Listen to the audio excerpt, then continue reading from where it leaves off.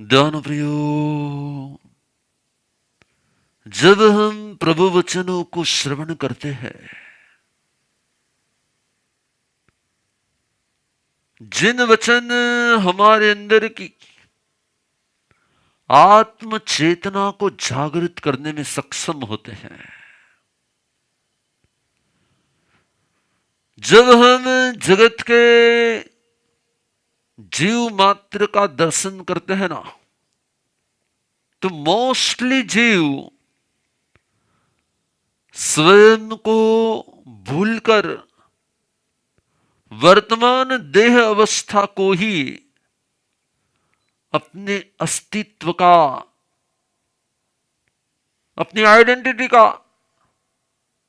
अनुभव करने वाला होता है। मानो कि आज सुबह से आप इस प्रवचन धारा में आए, आप में से बहुत सारे जीव ऐसे होंगे जिन्हें सुबह से अपनी आत्मा याद भी नहीं आई होगी, ना अपनी आत्मा का कोई विचार आया होगा, नहीं आत्मा का लक्ष्य हुआ होगा, नहीं मेरी राइट आइडेंटिटी क्या है, उसके लिए अंदर से किसी भी प्रकार की जिज्ञासा आई होगी।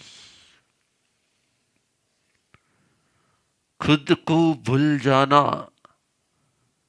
इसे संसार का कारण माना गया है। खुद को भूल जाना ही संसार का कारण माना गया है। और मोस्टली हम हमारे बाह्य अस्तित्व को, संवायांग सूत्र में परमात्मा ने फरमाया हेगे आया, मोस्टली हम हमारे बाह्य अस्तित्व को ही अपने स्वयं का अस्तित्व मानते हुए, उसी के कारण जीवन के व्यवहारों में, संबंधों में, फैमिली में, दीक्षा लेकर संप्रदाय में, व्यवस्थाओं में हम कहीं न कहीं स्वयं को भूल जाते हैं।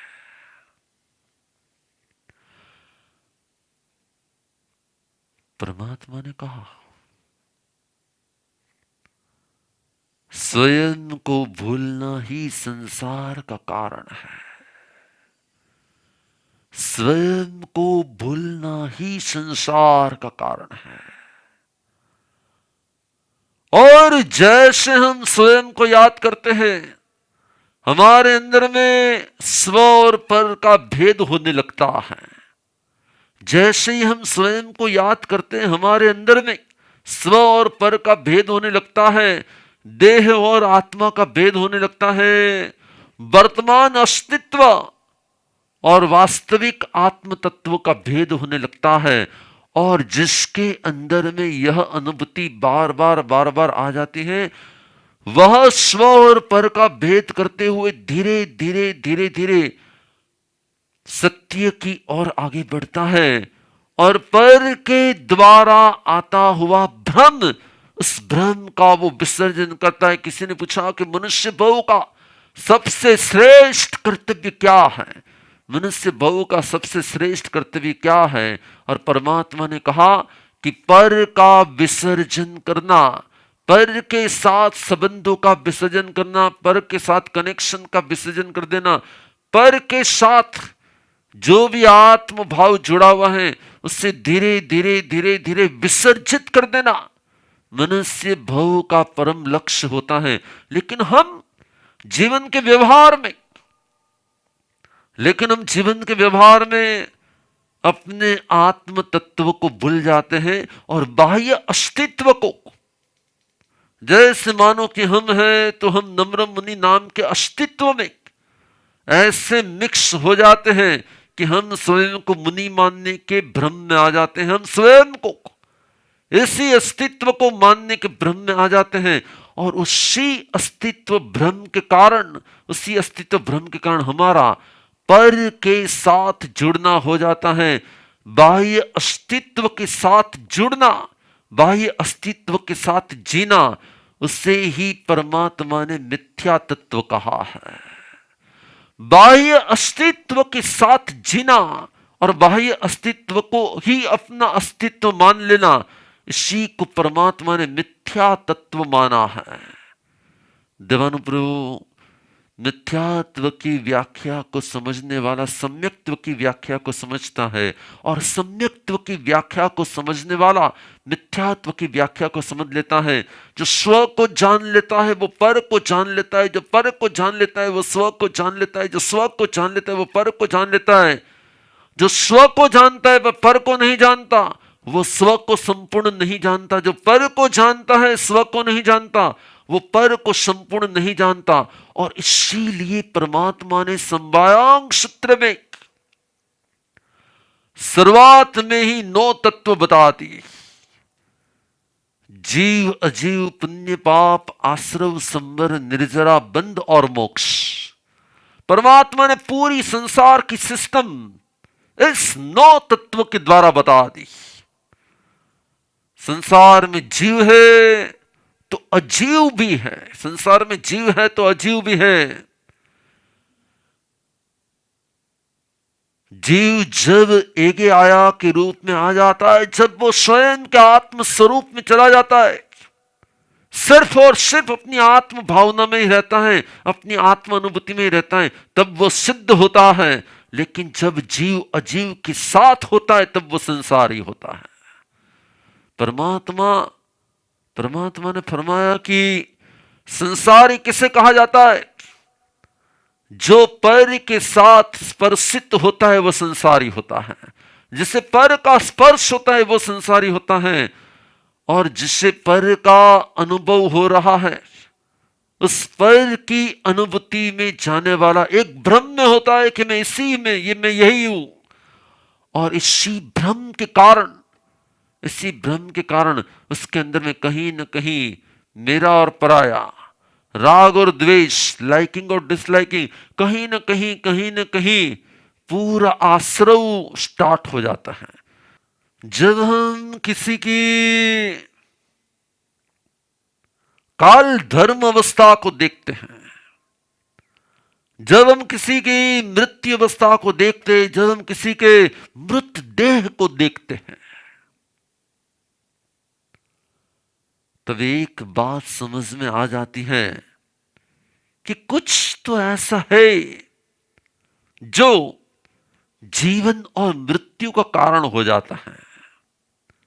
कुछ तो ऐसा है जो जीवन और मृत्यु का कारण हो जाता है। लेकिन हम जीवन के व्यवहार में, जीवन जीने के अनेक व्यवहारों में इतने खो जाते हैं, इतने मिक्स हो जाते हैं कि परमात्मा का ये वचन ही हम भूल जाते हैं। कौन सा वचन? हे आत्मन, आखिर में तू एगे आया ही है। आखिर में तू एगे आया ही है। लेकिन चाहे हम हैं, चाहे आप हैं, मैंने इस स्थिति को देखा है कि हम साधु जीवन के व्यवहार में या आप संसारी जीवन के व्यवहार में, कहीं ना कहीं जीवन के व्यवहार में इतने व्यस्त हो जाते हैं, इतने व्यस्त हो जाते हैं कि सत्य को पाने की पल को हम व्यर्थ कर देते हैं। हम स्वयं इस संसार के व्यवहार में, चाहे वो साधु जीवन के व्यवहार में, चाहे वो श्रावक जीवन के व्यवहार में, चाहे वो संसारी जीवन के व्यवहार में, हम इतने मिक्स हो जाते हैं, व्यस्त हो जाते हैं कि सत्य को पाने की पल को हम व्यर्थ कर देते हैं। और फिर क्या होता है? एक बार जब मनुष्यत्व चला जाता है तो फिर एनिमल, प्राणी जगत, चलो देवलोक और नरक हमने देखा नहीं है, हम उसके बारे में सोचते नहीं है, जानते नहीं है, बोलते भी नहीं है, लेकिन एनिमल लाइफ तो हमारे सामने ही है। होता क्या है उस एनिमल लाइफ में? जीवन जीने का व्यवहार सिर्फ आहार के ऊपर, भय के ऊपर, विकार वासना के ऊपर, और कहीं ना कहीं जीवन के व्यवहार में ही वो अपना जीवन व्यस्त करते हैं और आखिर में व्यर्थ करते हैं। कोई अर्थ नहीं होता, लेकिन जिसे सत्य की प्राप्ति का परम निमित्त मिला है, जिसे सत्य की प्राप्ति का परम निमित्त मिला है, वो आत्मा भी यदि जीवन के व्यवहार में अपना समय व्यर्थ कर रहा है, कैसे लगेगा? पुराने ग्रंथों में जो स्टोरी आती है ना कि रास्ते पर हीरे बिखरे हुए थे, डायमंड बिखरे हुए थे, रत्न बिखरे हुए थे, और जब किसी ग्वाले के हाथ में वो रत्न आते थे ना, वो उस रत्न से खेल रहा था। बस वो उस रत्न की खेलने में, उछालने में, फेंकने में कहीं न कहीं अपने आनंद का कारण मान रहा था, जबकि वह फेंकने जैसा नहीं था, वो तो अमूल्य था। देवानुप्रियो, स्वयं को भूल जाने से हमारा जीवन व्यवहार शुरू हो जाता है, और जीवन व्यवहार चलाना चलो आपके लिए जरूरी भी है, हमारे लिए भी साधु व्यवहार चलाना जरूरी है, लेकिन हम व्यवहार को व्यवहार नहीं मानते। हम तो साधु या श्रावक जीवन के व्यवहारों को ही जीवन मान लेते हैं, और उससे भी आगे ये तो करना ही चाहिए ना, ऐसा तो होना ही चाहिए ना, ये तो होता ही है, हम तो जोयद ने, ऐसा तो होना ही चाहिए ना।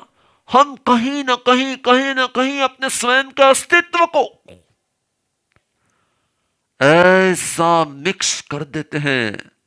मैं लास्ट कई दिनों से रात को जब जग जाता हूं ना, तब यही सोच में पड़ जाता हूं कि संप्रदाय, संघ, समुदाय, गुरु के रूप में शिष्यों के साथ का व्यवहार, और उससे भी आगे जो भी जीवनचर्या की जो भी स्थिति आ रही है, उसमें कहीं न कहीं आत्मा को भूलना हो रहा है। और जहां जहां हम स्वयं के आत्मा को, स्वयं के आत्मा के गुणों को, स्वयं के आत्मा की सिद्धि को भूलकर चाहे साधु जीवन के किसी भी व्यवहार में रहे, कि चाहे आप श्रावक जीवन के किसी भी व्यवहार में रहे, या फिर आप संसारी जीवन के किसी भी व्यवहार में रहे, व्यवहार की ज्यादा वैल्यू नहीं होती। व्यवहार की ज्यादा वैल्यू नहीं होती। व्यवहार जीवन छूटने पर व्यर्थ हो जाता है। व्यवहार जीवन छूटने पर व्यर्थ हो जाता है। कोई संप्रदाय, कोई व्यवस्था कभी भी सिद्धि का कारण नहीं बन सकती। कोई संप्रदाय, कोई व्यवस्था कभी सिद्धि का कारण नहीं बन सकती। लेकिन हम इस जीवन के व्यवहार में कहीं न कहीं अपने बाह्य अस्तित्व को ही महत्व देते हैं। अपने बाह्य अस्तित्व को ही महत्व देते जा रहे हैं, और अपने बाह्य अस्तित्व को, अपने आकार को, आकृति को, ये साधु जीवन के वस्त्र व्यवहारों को, साधु जीवन की चर्या को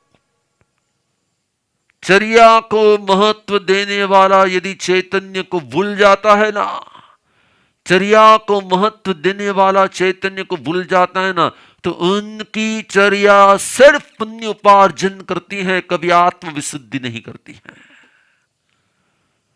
उनकी चर्या, साधु जीवन की कोई भी चर्या हो, श्रावक जीवन की कोई भी चर्या हो, सिर्फ पुण्य उपार्जन करा सकती है, वह उसे कभी कर्म निर्जरा रूप आत्म विशुद्धि नहीं करा सकती।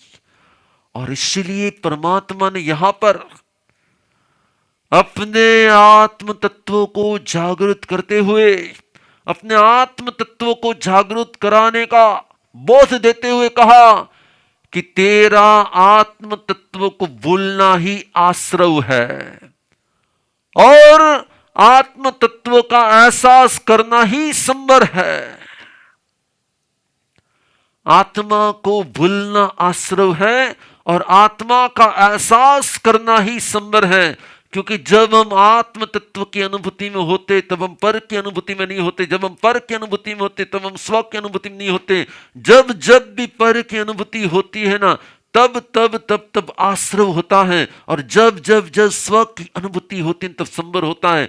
दीवानो प्रियो, कर्मों के आगमन को आश्रव कहा जाता है, और कर्मों के आगमन को रोकना उसे संवर कहा जाता है। कर्मों के आगमन को, जैसे किसी नाव में हॉल है, किसी नाव में कोई छेद है, तो छेद में से पानी आना शुरू हो जाता है, नाव डूब जाती है, उस छेद को आश्रव कहा जाता है, और अंदर में जो पानी आता है उसे बंद कहा जाता है। उस छेद को बंद कर देना, उस छेद को रोकना, उससे रिपेयरिंग कर देना और उस हॉल को बंद कर देना, उसे संवर कहा जाता है। हम जब स्वयं को भूल जाते हैं तब कर्मों का आश्रय होता है, और जब हम स्वयं के आत्म गुणों में रहते हैं, एक समान नम्रता, प्रेम, शांति, वात्सल्य के भाव में रहते हैं, तब वो अपने आप में ही संवर होता है। आत्मा का स्मरण करना मीन्स आत्म गुणों में रहना। आत्मा का स्मरण करना, हूं आत्मा छू, आत्मा छू, आत्मा छू, नहीं, आत्म गुणों में रहना, उसे परमात्मा ने चैतन्य की अनुभूति कहा है। जिस चर्या में, जिस साधु चर्या में, जिस श्रावक चर्या में चैतन्य तत्व की अनुभूति नहीं होती, वो सिर्फ और सिर्फ पुण्य उपार्जन का कारण होता है। इसीलिए मुझे आज आपको एक की प्रेरणा देनी है। संवायांग सूत्र हमारे अंदर का एक बोध जगा रहा है।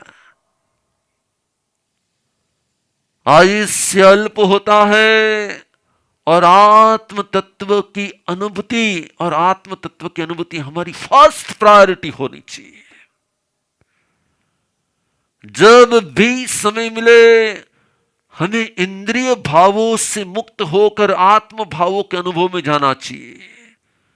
आंखें खुली होती है तो वो आकारों को देखती है, रंगों को देखती है, इंद्रियों का सब्जेक्ट हो जाता है। कान खुले होते तब वो बाहर के शब्द व्यवहार में पड़ जाते हैं। इसीलिए परमात्मा ने कहा, शुरुआत में जिसे आत्म तत्व की अनुभूति करनी है उससे इंद्रियों के द्वार बंद करने होते हैं। जिसे आत्म तत्व की अनुभूति करनी है उसे इंद्रियों के द्वार बंद करने होते। किसी ने पूछा महावीर को, महावीर इन जंगलों के रास्ते पर खड़े खड़े क्या कर रहे हो? महावीर ने कहा, मैं इंद्रियों के रास्ते बंद कर रहा हूं। महावीर ने कहा कि मैं मेरी साधना के लिए, मैं मेरी शुद्धि के लिए अशुद्धि के मार्गों को बंद कर रहा हूं। महावीर ने कहा कि पांचों इंद्रियां अशुद्धि के मार्ग हैं। जब तक जीव छद्मस्त होता है तब तक पांचों इंद्रियां अशुद्धि का मार्ग होती हैं। और इसीलिए परमात्मा ने कहा, मैं जंगलों में, वनों में, एकांत में मेरे इंद्रियों के द्वार को बंद करते हुए मैं सिर्फ स्वयं की अनुभूति का प्रयत्न कर रहा हूं। मैं सिर्फ स्वयं की अनुभूति का प्रयत्न कर रहा हूं। और जैसे जैसे मैं इसकी अनुभूति कर रहा हूं मुझे रियलाइज हो रहा है कि इंद्रियों के द्वारा पाया गया कुछ भी मेरा नहीं हो सकता। इंद्रियों के द्वारा पाया गया कुछ भी मेरा नहीं हो सकता। फिर वह इंद्रियों के द्वारा पाए गए गुरु ही क्यों न हो। हेलो, वो फिर इंद्रियों के द्वारा पाए गए गुरु ही क्यों न हो, आंखों के द्वारा यदि गुरु को पाया है तो वो भी व्यर्थ होता है, व्यर्थ। देवानु प्रियो, कुछ समझ में आ रहा है? मैंने कुछ आपको कह दिया। इंद्रियों के द्वारा पाया गया कुछ भी हमेशा के लिए पर होता है, वो कभी स्व नहीं होता है। और इंद्रिया हमेशा के लिए पर की एंट्री का द्वार होती है। इंद्रिया हमेशा के लिए पर की एंट्री का द्वार होती हैं। और जो अपने आत्म तत्व को पाना चाहते हैं ना, उसे सबसे पहले इंद्रियों के द्वार बंद करने होते हैं। इंद्रिया आश्रवों का कारण होती है और इंद्रियों पर संयम संवर का कारण होता है। जोड़ो हाथ, मंगल पाठ। नमो रिहंताणम, नमो सिद्धाणम, नमो हरियाणम, नमो वज्रायणम, नमो लोये सब साहुण में सुपंच नमोकारो सब पाव पणाशणो मंगलाणम च सवेशम परमं हवै मंगलम, परमं हवै मंगलम। चदारी मंगलम, अरिहंता मंगलम, सिद्धा मंगलम, साहु मंगलम, केवलीपनंतो धम्मो मंगलम।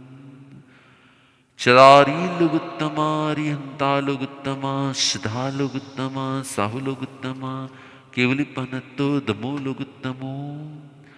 चदारी शरणं पवज्जामि, अरिहंते शरणं पवज्जामि, सिद्धे शरणं पवज्जामि, साहु शरणं पवज्जामि, केवलीपनंतं धम्मं शरणं पवज्जामि। चार शरणा दुखरणा मंगल करना, वर शरण नहीं कोई, जो भव्य प्राणी आदरे, अक्षय अविचल पद हो।